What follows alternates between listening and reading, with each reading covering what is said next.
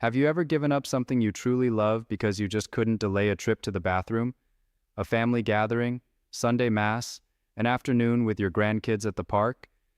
And there you were, keeping an eye on every bathroom door, calculating the time, and rehearsing an excuse to slip away without anyone noticing. If this sounds familiar, there's something important I need you to understand. It's not weakness, and it's not just your age. It's a habit. A very specific habit that most people do every single day, believing they're doing the right thing. And this habit is quietly destroying your bladder day after day without you even realizing it. According to the Brazilian Society of Urology, more than 30% of people over 70 live with symptoms of overactive bladder. A study from Unicamp with women who have this condition found that almost 60% showed signs of depression, and more than 62% had associated anxiety. It's no exaggeration to say that overactive bladder doesn't just affect bathroom trips. It affects your entire life. I see this in consultations all the time. People who stopped flying, who turned down lunch at restaurants, who've been sleeping poorly for years because they wake up 3 or 4 times a night to urinate and arrive the next day exhausted, irritable, and with no explanation. And most of them have never talked to a doctor about it, out of shame, because they think it's just part of getting older, or because they believe there's no solution. My name is Dr. Rafael Borges. I've been a doctor for almost 20 years, and this is one of the topics I'm most proud to speak about openly, precisely because it's still a taboo. In the next few minutes, I'm going to show you the 3 habits that are harming your bladder without you noticing. I'll explain the science behind it in simple language anyone can understand, and I'll give you a practical protocol, with no expensive medication and no surgery, so you can start regaining control today. Stay with me until the end, because the most destructive habit of all is the one most people would never suspect. First, you need to understand how a healthy bladder works. Think of it as a high-tech muscular balloon. When you're well hydrated, it fills slowly, and the nerves in the bladder wall send a gentle message to the brain. When you can, find a bathroom. It's not urgent, it's just information. And with a healthy bladder, you finish what you're doing, go calmly, and everything's fine. Now imagine a bladder that's been trained the wrong way for years. The muscle, which should expand comfortably up to a certain capacity, starts to panic with much less volume. Instead of sending calm information, it fires off emergency alerts. You feel like you're about to explode, and when you finally reach the bathroom, only a small amount comes out, like a coffee cup's worth. 30 minutes later, the alarm goes off again. This is the vicious cycle we're going to break today, because based on nearly 20 years of clinical practice, I believe the vast majority of urinary urgency cases in people over 50 are functional. The organ itself is healthy, but it has learned to work incorrectly, and what can be learned can also be unlearned. Let's talk about the 3rd habit on the list, which is already one of the most damaging. Think about the moment you're in the bathroom and feel like you're almost finished. What do most people do? They tighten their abdomen and push. They force out the last drops. Sometimes they even stand up, sit back down, and push again to make sure everything's out. If you do this, I don't blame you. It seems logical. But this movement is causing accumulated damage that can take years to show up and a lifetime to correct. Let me explain why. Normal urination is controlled by the detrusor muscle, the muscular wall of the bladder itself. It contracts in a coordinated way, internal pressure rises smoothly, the sphincter opens, and urine flows out without effort. Your only job in this process is to relax. When you push with your abdomen, you introduce a completely different force into the equation. Internal pressure spikes suddenly. The bladder gets compressed from the outside in, like squeezing a water balloon with your fist. This habit causes 3 problems in sequence. First, it puts pressure on the pelvic floor, the group of muscles that support the bladder, the uterus in women, and the rectum. Every push is a microtrauma. Over time, the muscles stretch, the ligaments weaken, and the pelvic floor gives way. That's when stress incontinence appears, a little leakage when you sneeze, laugh, or lift something heavy. Second, it teaches the detrusor to become lazy. Why should it work if the abdomen is doing the job for it? Over time, the muscle atrophies, just like any muscle that stops being used. Third, in men specifically, pushing increases pressure inside the prostate, encouraging inflammation and making the urine stream even weaker, which leads to even more pushing, creating a cruel, vicious cycle. I treated a patient who shows this clearly. Dona Rosa, 67, retired, from Belo Horizonte. An active woman who loved walking in the park with her friends every morning. She came to the office because she had developed what she called an annoying dribble after urinating, plus constant pelvic pressure. When I asked about her bathroom habits, she described a whole ritual. She would sit, urinate, push, stand up, sit back down, and push again to make sure nothing was left behind. The guidance was simple. Stop pushing. Use abdominal breathing, 3 deep breaths while urinating, and if anything remained, take 3 or 4 steps before sitting down again. In 6 weeks, her symptoms improved significantly, and she went back to walking without worry. The correct technique is this. Sit calmly with your hands on your thighs. Take 3 deep breaths into your belly, not your chest. With each exhale, imagine your pelvic floor gently releasing downward. Don't force anything, don't push. Trust the muscle. If you feel like something is left, stand up, take 3 or 4 steps, and sit back down. Most of the time, whatever remains will come out on its own just from the change in position. Your body knows how to do this. We just need to stop getting in the way. Now, let's move to the second habit. And I need you to pay close attention here, because you'll probably recognize yourself. I'm talking about the drink that starts the day for millions of Brazilians, that warms your hands on a Sunday morning, that smells so good it makes you smile before the first sip. Coffee. And along with it, everything that contains caffeine. Black tea, mate tea, cola drinks, chocolate, and some energy drinks. Caffeine doesn't just hit the bladder once, it hits it 3 times at once. The first hit is direct irritation of the bladder lining. Caffeine is filtered by the kidneys and ends up in the urine. This caffeinated urine touches the inner wall of the bladder, and in sensitive cases, it triggers spasms and urgency signals even when the bladder is almost empty. The second hit is the diuretic effect. Caffeine speeds up urine production by the kidneys. After 1 cup of coffee, your kidneys produce significantly more urine in the first hour than they would with the same amount of water. The bladder fills sooner than expected. The third hit, which almost nobody mentions, is that caffeine increases the excitability of smooth muscle, including the detrusor. It puts the muscle on high alert. Any small stretch can trigger a contraction. It's like filling a balloon that's already stretched tight. It bursts much faster. There's important scientific data here. A study presented at the annual meeting of the American Urogynecologic Society showed that women who consume high amounts of caffeine daily have a 70% higher chance of suffering from urinary incontinence. That's not a small number, and it's not an obscure study. It was presented by researchers from the University of Alabama at Birmingham, one of the most respected medical schools in the United States.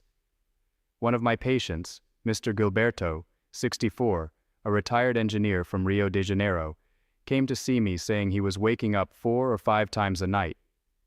He had been living like that for 3 years. His daughter had to leave the hallway light on all night. He had stopped letting his grandson sleep over at his house out of embarrassment. When I asked about his drinking habits, he described it. 2 coffees in the morning, black tea in the afternoon, and a glass of cola at night. 3 sources of caffeine, with the last one taken just a few hours before bed. I proposed a 10-day experiment. Replace coffee with chicory, black tea with chamomile or fennel tea, and cut out the soda. Chicory, for those who don't know, has a surprisingly similar taste to coffee.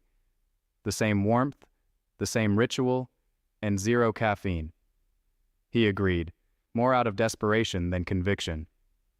In 10 days, his nighttime awakenings dropped from 5 to 2. He called me surprised, "Doctor, I didn't think it would work, but I'm sleeping." I'm not asking you to give up coffee forever. I'm a doctor, not an inquisitor. What I'm asking is that you do the 10-day test. Switch the drinks. Write down how many times you go to the bathroom during the day and how many times you wake up at night. Compare it to before. Let the numbers speak for themselves. Before I tell you about habit number 1, the most surprising and most damaging of all, I want to pause and ask you 2 simple things. First, if this video is making you think of someone you know who's silently struggling with this, share it right now. Send it to the family group, to your friend, to your husband. This is a topic people are ashamed to research on their own, but it can change lives when someone they trust brings it up. Second, if you're not yet subscribed to this channel, subscribe now and turn on the bell. Every week I post videos about real health, no miracles and no fluff. And in the comments, tell me which state you're watching from. I love knowing where the people watching with me are from. Now let's get to habit number 1, the most common one, the one almost everyone does with pride, thinking they're being responsible and careful with their health. I'm talking about going to the bathroom preventively. You know the scene. You're about to leave the house to go shopping and you think, I'll go now so I don't have to go out there. You're heading into a meeting and you stop by the bathroom even though you don't feel the need. You go to mass, the movies, or a party, and you swing by the bathroom just in case. I'll go beforehand so I don't have any problems. This habit, repeated day after day, year after year, is teaching your detrusor muscle to contract at smaller and smaller volumes. Every time you empty your bladder when it's only half full, you're reinforcing to the muscle that that volume is already an alarm signal. The muscle learns. And the muscle that learns to react to small volumes starts reacting to even smaller ones. What used to be a 400 medial capacity drops to 300, then 200, then 100 medials. And the person doesn't understand why they now need to urinate every 30 minutes, even though they've always done the right thing by emptying beforehand. This isn't abstract theory. The International Continence Society recognizes bladder training, which includes resisting urges and gradually increasing the time between urinations, as first-line treatment for overactive bladder. Not medication, not surgery. Simply retraining the muscle, because the bladder is a plastic, adaptable organ. What was taught incorrectly can be taught correctly again. But there's one element that makes this situation worse, and few doctors explain it properly to patients: the conditioned reflex. Have you ever grabbed your keys, opened the door to leave, and suddenly felt an intense urge out of nowhere? As if the bladder had been waiting for the moment you moved away from a bathroom to sound the alarm. Or you're calmly in the living room, but the moment you turn on the kitchen faucet to wash your hands, the urge appears almost instantly. This doesn't come from the bladder, it comes from the brain. Your brain has associated certain triggers: keys, the front door, the sound of running water, situations where a bathroom wouldn't be available, and now fires an anticipatory alarm. It's the same mechanism as Pavlov's dog, which salivated when it heard the bell because it had learned to associate the bell with food. Except in your case, the brain triggers a bladder spasm when it hears the keys. And after age 50, this gets worse because the part of the brain responsible for inhibiting these impulses becomes less efficient over time. I had a patient, Mrs. Aparecida, 71, a retired seamstress from São Paulo, who could no longer wash dishes without having to run to the bathroom in the middle of the task. Her husband had installed a bathroom closer to the kitchen after a renovation because she couldn't make it to the one down the hallway in time. When she described her full routine, it became clear: preventive bathroom trips before leaving every room, zero tolerance for any urge, years and years of the habit. The sound of running water from the faucet had become as powerful a trigger as any laxative. We worked on what's called urge suppression. When the signal appeared, instead of running, she would stay where she was, take a deep breath, gently contract her pelvic floor, and wait. Most of the time, the urge faded in 1 or 2 minutes because it was false. The brain had triggered an alarm the bladder didn't actually need. With time and consistency, the intervals between bathroom visits increased, and the reflex to the sound of water decreased. And speaking of the pelvic floor, I need to teach you the correct technique for the exercises that strengthen this entire structure. You've probably heard of Kegel exercises. The problem is that the vast majority of people do them wrong. And doing Kegels incorrectly isn't useless. It actually makes the problem worse. The most common mistake is contracting everything at once. Glutes, thighs, abdomen, holding your breath, and imagining the right muscles are working. Most of the time, they're not. The correct technique starts with a mental image. Sit on a firm chair with your back straight and feet flat on the floor. Now imagine there's a small plum on the floor beneath you, and you need to pick it up from the inside. Don't squeeze hard, don't push. Gently lift it inward and upward. This almost imperceptible, internal, discrete movement is the correct contraction of the pelvic floor. Check that your glutes are relaxed, your abdomen is soft, your thighs aren't participating, and your breathing stays free and calm. If any of these things fail, stop and start over. With the correct technique, lift and hold for 5 seconds. Then release completely for another 5. The release is just as important as the contraction. A muscle that doesn't know how to relax stays in permanent spasm, and pelvic floor spasm creates pressure and discomfort. 10 slow repetitions make 1 set. After the slow ones, do 10 quick ones. Contract and release with rhythm, like blinking. 3 sets per day, morning, afternoon, and night, in less than 3 minutes total. You can do them sitting, standing, lying down, anywhere. No one around you will notice. Results appear between 6 and 8 weeks of consistent practice. Write the words strong bladder in the comments so I know you reached this point and understood the technique. It's the most important exercise in this video, and I want to know how many people are actually going to put it into practice. Besides the habits and exercises, there are 2 foods that can help restore the bladder's inner lining, the protective wall that keeps the organ from being irritated by urine itself. The first are raw pumpkin seeds, unroasted and unsalted. They seem simple, but they're one of the most studied foods in urology. A clinical study published in the World Journal of Urology in 2022, which followed 130 men with benign prostate enlargement and urinary symptoms for 24 months, concluded that pumpkin seed extract provided significant relief of urinary symptoms and improved quality of life. The seeds are rich in phytosteroids like beta-sitosterol, which helps reduce local inflammation, zinc, essential for bladder lining regeneration, and magnesium, which can help relax the detrusor muscle. Take 2 level tablespoons per day of the raw seeds at lunch or as a snack, never at night. You can add them to salad, yogurt, or oatmeal. In the next video, I'll reveal the 3 foods that are silently destroying the kidneys after age 50. And one of them is consumed almost every day by almost every Brazilian. Don't miss it. I'm Dr. Rafael Borges. Take care of your health with information. Take care of your bladder. Take care of your freedom. See you next time.